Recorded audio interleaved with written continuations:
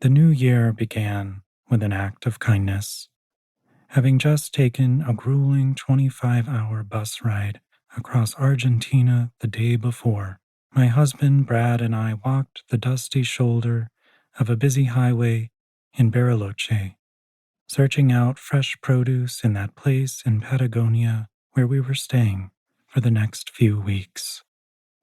We'd underestimated how far our rented cabin was from the center of town, about 10 miles or more, and so, without a car or bikes, we were confined to our immediate area. As the warm midday December sun bore down on us, and the deep blue water of the Rio Negro shimmered in the distance, we looked for a small natural food store we'd seen on the map. There it is, Brad pointed, both of us relieved. But the market was barely as large as a room when we came upon it, and I was disappointed not to find some of our staples like oatmeal and honey.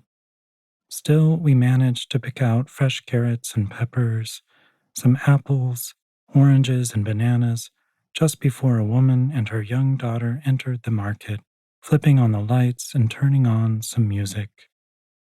As we stacked our produce on the counter, I noticed the woman, who apparently spoke no English, slicing into a ripe honeydew and handing her daughter a piece.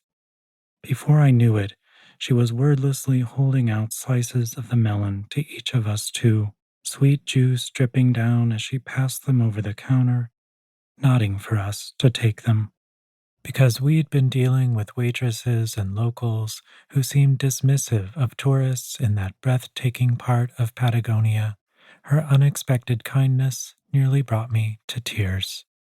I couldn't help but smile and give a little bow, offering a poorly pronounced gracias as I bit into that delicious melon.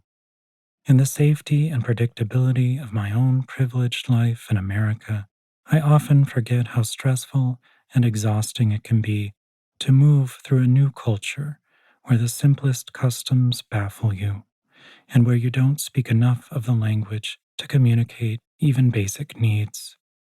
Being in a situation like this always strips us down to our most essential elements and brings us to a place of vulnerability most of us would rather spend our lives avoiding.